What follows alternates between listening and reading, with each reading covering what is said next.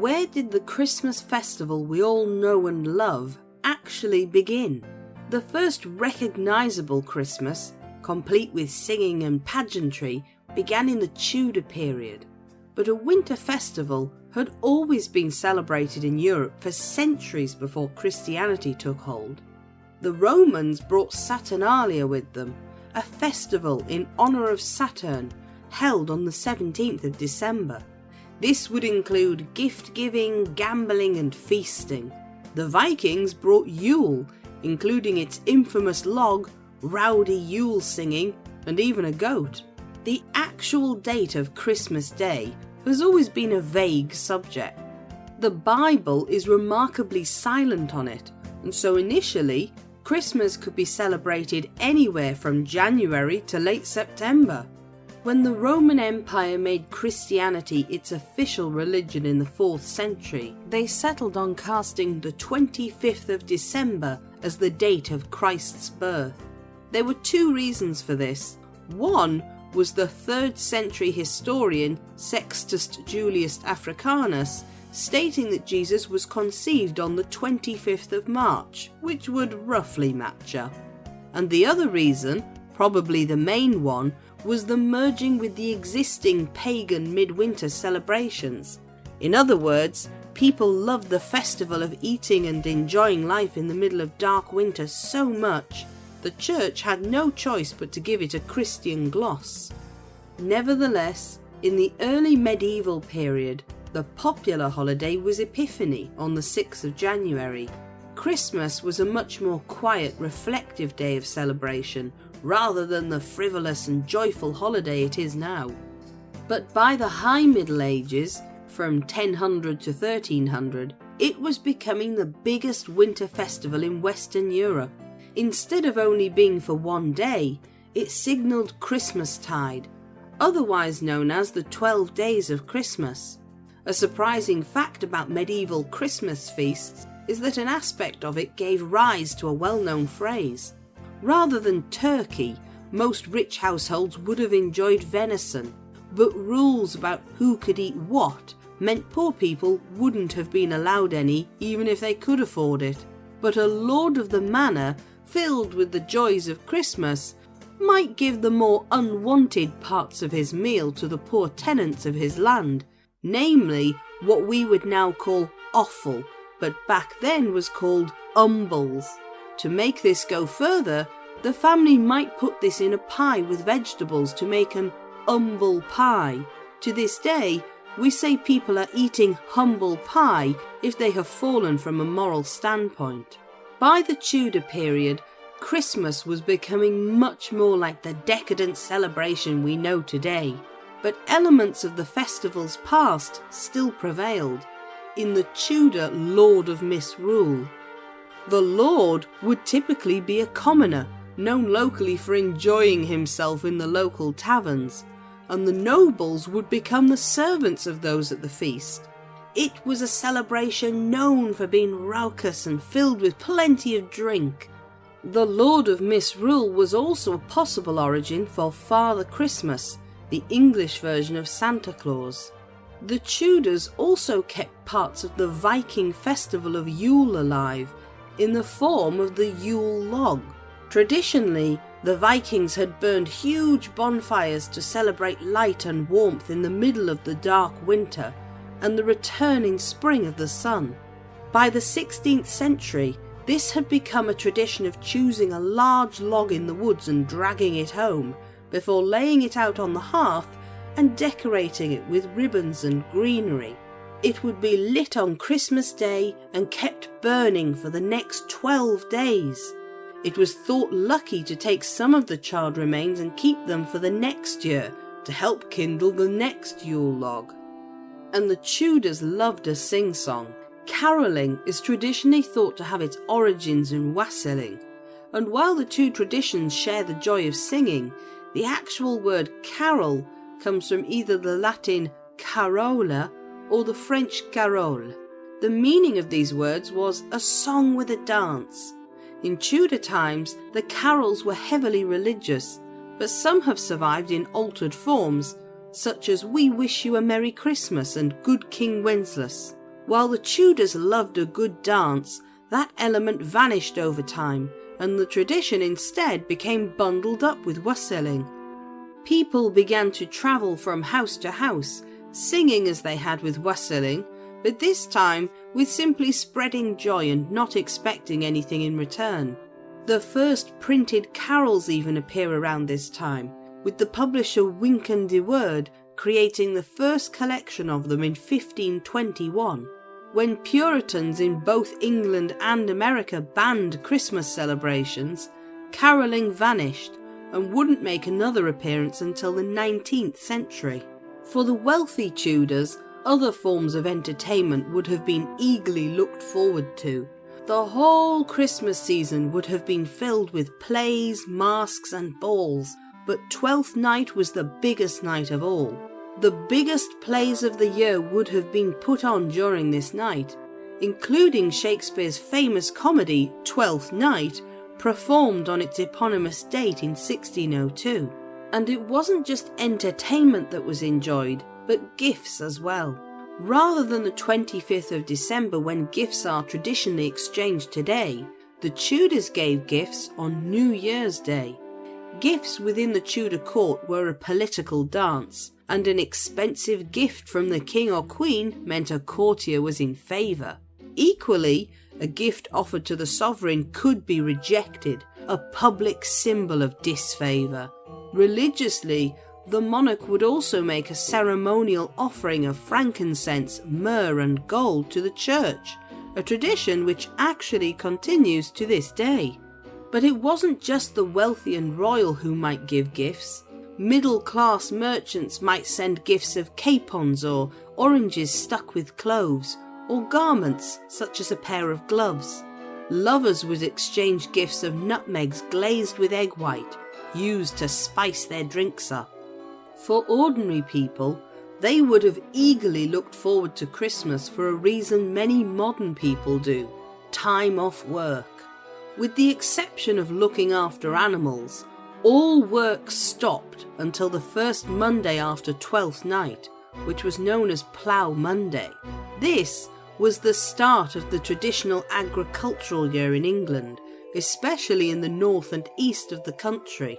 People would celebrate the day with different local customs, such as dragging a decorated plough from house to house collecting money, or even dressing up in a layer of straw, known as a straw bear, a custom from Whittlesea near Peterborough.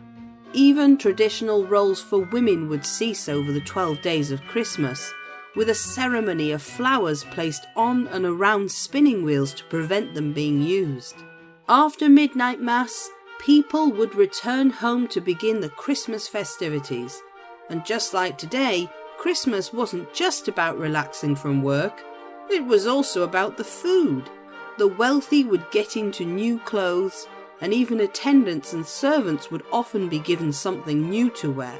For royalty and nobles, the feast would begin with a dish of plum porridge, served not as a dessert, but as an appetizer. And it wasn't porridge made with oats. It was made from a thick meat broth flavoured with wine, plums, fruits and spices, and it was thought to help line the stomach before beginning on the rest of the rich feast.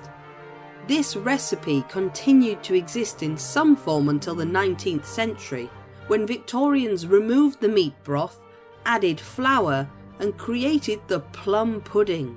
Over time, the plums vanished, leaving only the dried fruit, and became what is now known as a Christmas pudding. Poorer people would not normally be able to afford meat, but sometimes could manage to afford a cheaper version of the meat than the king might eat, a goose. But both rich and poor would have also eaten stuffing, puddings, and frumenty, a sweet porridge made with eggs, milk, spices and fruit. No meat broth in this one. In the Tudor period, people also loved a mince pie, but not like the fruit-based version of today. The original mince pie was made with a mixture of minced or chopped meat, spices, fruit and suet, and the ingredients are thought to have been brought back with crusaders in the 13th century. The pies would typically be baked into an oblong shape to represent the manger Jesus slept in as a baby, and would be large enough to be shared among others, as people often visited their neighbours and family to enjoy it together as a meal. Mince pies were another element of Christmas that would vanish during the Puritan eras and not appear again until the Victorian time in a smaller form. Gingerbread was also enjoyed, and Elizabeth I had such a sweet tooth for it, she actually had her own gingerbread chef. He would make gingerbread shapes in the Queen's likeness, but also those of her guests. These gingerbread figures were then given out as gifts. Turkey wasn't brought to Europe until 1523, but it first appeared as part of a Christmas feast during the Tudor period, despite losing popularity in the 19th century. Henry VIII is one of the first people recorded as enjoying the bird as part of his festive feast, but it wasn't the most impressive meat dish that might appear. The three-bird roast might appear modern, but again, the Tudors got there first. The Christmas pie was a turkey stuffed with a goose, stuffed with a chicken, stuffed with a partridge, stuffed with a pigeon, all of which were placed in a pastry case called a coffin. Prior to Christmas Day would be Advent, or the 40 days of St. Martin, in which people would fast and avoid milk, eggs, cheese and meat, so it was no wonder people wanted to enjoy the luxurious feast ahead. But what if Christmas Day fell on a Friday, when it was expected that people would eat fish? Christmas foods were so popular, the church would actually give a dispensation allowing meat to be eaten. Wassailing itself was also popular, especially amongst ordinary folk. Knotted up in early carolling traditions, wassailing involved going from house to house singing and expecting a drink from your neighbours, specifically from the wassail punch bowl. The drink was made from a mixture of hot ale, spices and apples. The term came from an Anglo-Saxon word thought to mean good health or be whole. The punch would have a piece of bread or toast placed at the bottom, and as the alcohol was drunk and the bread revealed, it would be presented to the highest ranking person present. To this day, we describe toasting someone. Tudors would even have decorated their homes for Christmas. The now traditional Christmas tree was still a few centuries off becoming a widespread custom across Europe, but greenery such as ivy, holly and bay leaves would be brought inside and used to decorate houses. A kissing bough was very popular, a wooden hoop hung with evergreen leaves and suspended from the ceiling. It would include a sprig of mistletoe for people to kiss beneath. Mistletoe having origins reaching back to ancient Greece and fertility, and a custom we still follow today. The second day of Christmas, now known to us as Boxing Day, was St. Stephen's Day to the Tudors. St. Stephen was considered the first Christian martyr who was known for helping the poor. So on the day named in his honour, the alms boxes in churches would be opened and the contents distributed amongst the poor, and the royal family would have gone out to see the poor in person outside their palace. Although written by a Victorian, a hint of this practice is mentioned in the song Good King Wenceslas, in which the eponymous king goes out to give food and firewood to a poor man. The 28th of December was another religious day, the Feast of Holy Innocents. This was a day when the Tudors remembered the story of King Herod murdering young children in Bethlehem in an effort to kill Jesus. Children would be woken up by being lightly whipped by their parents to remind them of the children's suffering, a practice we would not agree with now. But for the rest of the day, children would be allowed a lot more free rein than usual and would be spoiled with treats. This role reversal happened in the church too, when choir boys would be chosen to become boy bishops from the 6th until the 28th of December.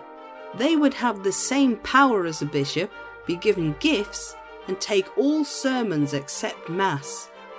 As was to be expected of small children put into a position like this, sometimes they would abuse their power, but they were protected by a law.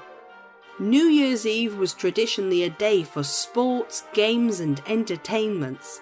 While the rich would go all out on plays and masks, ordinary people would enjoy games and sports that by law they were only permitted to play at Christmas, including football, tennis, dice and cards.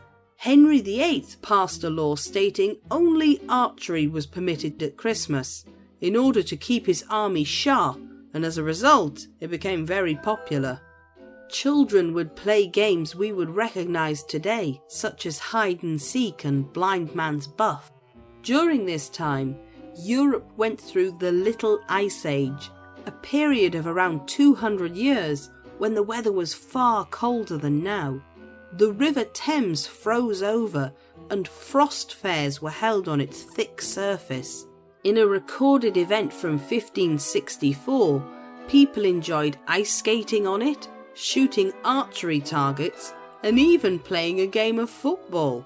So although Tudor Christmases might have been different to our own, there are a lot of elements that we might recognise in our modern celebrations.